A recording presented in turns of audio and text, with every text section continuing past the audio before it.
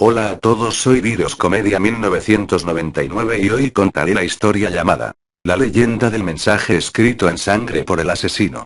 Hoy hablaremos de una famosa leyenda urbana que cuenta la historia de una chica universitaria que, después de una fiesta, regresa bastante tarde a la residencia de estudiantes, donde vive con una amiga que no ha ido a la fiesta porque se ha quedado a estudiar.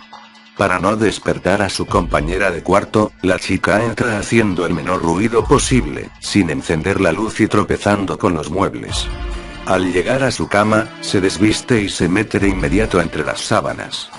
Cuando está por quedarse dormida, escucha una especie de quejido, seguido de una serie de alaridos ahogados que salen de la boca de su amiga. La chica le resta importancia a los ruidos pensando que, en vez de estudiar, su amiga prefirió invitar a su novio para que pasaran la noche juntos. Como está tan cansada, prefiere ignorar la situación y dejar a la pareja en paz. A la mañana siguiente, la despierta cierta humedad sobre su cama. La chica entra en pánico cuando comprueba que se trata de la sangre de su amiga, quien la noche anterior, fue sometida a la peor de las torturas. El cuerpo mutilado y sin vida está todavía tibio, así que el asesino había estado ahí, tal vez observándola mientras dormía, no hace mucho tiempo. La habitación, como en una escena de película de horror, se encuentra llena de sangre. En la pared frente a la cama de la sobreviviente, puede leerse un mensaje escrito con sangre contenta de no haber encendido la luz.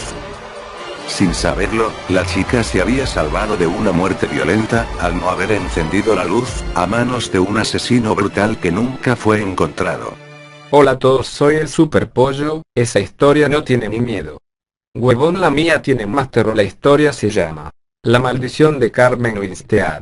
Cuenta la leyenda que un grupo de amigas, queriendo gastar una broma a una compañera del colegio, la tiraron por el hueco de una alcantarilla. La chica se partió el cuello en la caída y desde entonces comenzaron a... Finalizada la hora del almuerzo escolar, la maestra les comunicó a los alumnos que la junta directiva había planificado un simulacro de incendio en el que todos debían participar. Poco después sonó la alarma y los alumnos salieron para reunirse en el patio. Era un día caluroso, con el cielo despejado y un sol que hacía arder la piel, llenando las frentes de los estudiantes con pequeñas gotas de sudor. La maestra comenzó a leer la lista de nombres. Todos alzaban la mano y decían presente de forma mecánica, consumidos por el aburrimiento. Sin embargo, una chica de un grupo de 5 amigas se fijó en el hecho de que Carmen, una compañera de clase, estaba de pie junto a la alcantarilla, a la que le faltaba la tapa desde hacía semanas, y aún faltaba bastante para que la maestra leyera su nombre. Sus ojos brillaron. Carmen estaba entre las últimas de la larga lista organizada en orden alfabético. ¿Qué pasaría cuando la llamen si caía en la alcantarilla? Carmen está en la alcantarilla. Podrían corear y entonces todos reirían a carcajadas y la pobre Carmen sería el hazme reír. Quién sabe, incluso podrían terminar por bautizarla como la chica de la alcantarilla. La oportunidad de romper el aburrimiento y hacer historia era perfecta, así que les comunicó discretamente la idea a sus 4 amigas y todas empezaron a golpearse en torno a Carmen, fingiendo torpeza para empujarla y hacerla caer sin que aquello pareciese premeditado. La maniobra fue perfecta. Carmen apenas emitió sonido de queja mientras la hacían caer y, cuando dijeron su nombre, las 5 chicas empezaron a gritar: ella está en la alcantarilla, ella está en la alcantarilla. Un mar de carcajadas se desató, pero las risas empezaron a silenciarse cuando la maestra se acercó a ver y, antes de que emitiera palabra alguna, se giró y miró a todos con una mueca impregnada de angustia y terror. La situación no inspiraba risa alguna. Carmen había caído de cabeza en el hueco y al aterrizar su cabeza se había torcido hacia un lado en una posición totalmente imposible, su cara casi sin piel después de haberse raspado contra las paredes de la alcantarilla en la caída y una mueca espantosa como si hubiera tratado de gritar y no hubiese tenido el tiempo suficiente. La sangre se dispersaba en un charco que se mezclaba con el excremento húmedo y maloliente que impregnaba todo su cuerpo. Las 5 chicas se acercaron a ver. Una lágrima asomó tímidamente en la mejilla de la autora de la broma mientras sus ojos atónitos contemplaban como una gorda cucaracha yacía sobre lo que alguna vez fue el rostro de Carmen, moviendo sus antenas como para ver si todo estaba bien. Pero nada estaba bien, y ella y cada una de sus amigas se sintieron como uno de esos repulsivos insectos cuando la policía vino y determinó que Carmen tenía el cuello roto y estaba muerta. Según dijeron, al caer Carmen se golpeó con las escaleras metálicas, de tal forma que perdió la cara y después se rompió el cuello al estrellarse contra el cemento. Minutos después se llevaron el cadáver de Carmen, acompañado por una procesión de moscas cuyos zumbidos eran casi el único ruido en medio del fúnebre silencio. Ese día hubo un interrogatorio después de clases. Todos debían ir. En el interrogatorio las 5 chicas dijeron que fue un accidente y que ellas fueron testigos. La policía les creyó y el caso de Carmen Winstead se cerró, pero algo aún más siniestro había comenzado. Meses después, compañeros de clase de la fallecida Carmen empezaron a recibir correos electrónicos que se titulaban "La empujaron" y afirmaban que a Carmen la habían empujado, que su muerte no era un accidente. También, los correos decían que los culpables debían asumir la responsabilidad del crimen, pues de lo contrario habría terribles consecuencias. La mayoría pensó que los correos eran una farsa elaborada por alguien que quería divertirse causando temor, pero otros no estaban tan seguros. Transcurridos unos pocos días tras la cadena de correos, la chica que dio el plan para ridiculizar a Carmen estaba bañándose cuando de pronto oyó una extraña risa. Cerró el grifo para oír mejor. La risa parecía venir del interior de la ducha. ¿Acaso se estaba volviendo loca? Aterrada, se secó rápidamente, se vistió, se despidió de su madre nerviosamente y se fue a dormir más temprano que de costumbre. 5 horas después su madre se despertó al oír un portazo en la puerta de entrada.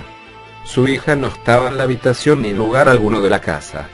Llamó a la policía, pero los agentes poco podían hacer al respecto, ya que no se podía interponer una denuncia en personas desaparecidas hasta que transcurrieran 48 horas, aún así prometieron a la desconsolada madre patrullar las calles cercanas para buscar a su hija.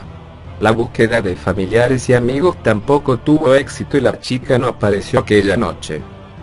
La mañana siguiente, mientras el conserje del colegio limpiaba las hojas secas del patio, se encontró que la tapa de la alcantarilla que había vuelto a colocar después de producirse la trágica muerte de Carmen había sido levantada y apartada a un lado. Al asomarse descubrió algo realmente escalofriante. Parece que la chica desaparecida la había retirado antes de lanzarse de cabeza por el conducto y se encontraba en el fondo con el cuello roto y la cara destruida, borrada por los golpes que se había dado al caer y golpearse con las escaleras metálicas de las cloacas. Una muerte idéntica a la que sufrió Carmen. El mismo destino les esperaba a las otras 4 culpables de la muerte de Carmen. Tras la muerte de las 2 primeras, un equipo del ayuntamiento soldó la alcantarilla para que nadie más pudiera abrirla. Sin embargo, eso no pareció impedir a la tercera víctima arrancarla del suelo, algo que requería una fuerza sobrehumana. Por supuesto, esa fue la gota que colmó el vaso y se decidió colocar vigilancia las 24 horas del día en ese peligroso punto de encuentro para suicidas. Las 2 víctimas restantes murieron de la misma forma, pero el espíritu de Carmen en esta ocasión las guió hasta alcantarillas cercanas a sus domicilios. La vigilancia podría frustrar sus planes. Una por una cayeron en las alcantarillas, perdiendo el rostro y rompiéndose el cuello. Todas se habían quedado dormidas antes de su trágica muerte. En ese momento, cuando se encontraban más vulnerables, Carmen aprovechaba para poseer sus cuerpos y guiarlas como si se tratara de un caso de sonambulismo hacia una muerte tan cruel como la que ella había sufrido. Un destino cruel porque podían sentir todo lo que ocurría pero no tenían control sobre su cuerpo. Pero la cadena de muertes no se detuvo ahí, ya que posteriormente otros compañeros de clase de Carmen también fueron encontrados muertos en distintas alcantarillas, con el cuello roto y el rostro anulado. Ellos y ellas también se habían dormido antes de aparecer muertos. Resultaba muy inquietante pensar que todos esos otros compañeros muertos no habían creído en los correos electrónicos que afirmaban que Carmen fue empujada. ¿Acaso el espíritu de Carmen se estaba vengando? ¿Podría eso explicar muertes tan extrañas en las que no se entendía cómo diablos los cuerpos habían ido a parar a la alcantarilla sin que nadie advirtiese con claridad el rumbo que las víctimas tomaban antes de ser asesinadas? El espíritu de Carmen Winstead andaba suelto y, quien no creyese que ella fue empujada, corría el riesgo de ser castigado con una muerte semejante a la de Carmen, muerte que caería sobre él o ella durante las horas de sueño, con un sigilo que solo se rompería al caer por la alcantarilla. Cuento la siguiente historia. En Montevideo, década de los 50, una joven pareja de recién casados se muda a una casona de la calle Bar Artigas. Para festejar invitan a amigos cercanos y entre otros juegos bebidas y luego del almuerzo juegan a las escondidas. Eran otras épocas, jeje. Luego de un rato, se da cuenta el joven marido que su novia no aparecía, este empieza a llamarla por toda la casa y nada.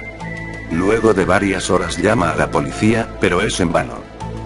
Pasa el tiempo y luego de tanta búsqueda el marido triste se da cuenta que la joven muchacha lo abandonó, así que decide continuar con su vida, vende la casa, se casa con otra mujer y tiene hijos. Pero los años pasan, y la casa se vende a otra joven pareja, deciden hacerle una gran limpieza, dado de que la casa en todo este tiempo estuvo, con muy poco mantenimiento y más bien cerrada. Al llegar al altillo deciden hacer limpieza, entre trastos y cosas llenas de polvo hay un baúl, está cerrado, al abrirlo, encuentran los huesos de una persona acurrucada y la tapa del baúl toda arañada y había un papel diciendo no te tendrías que haber ido.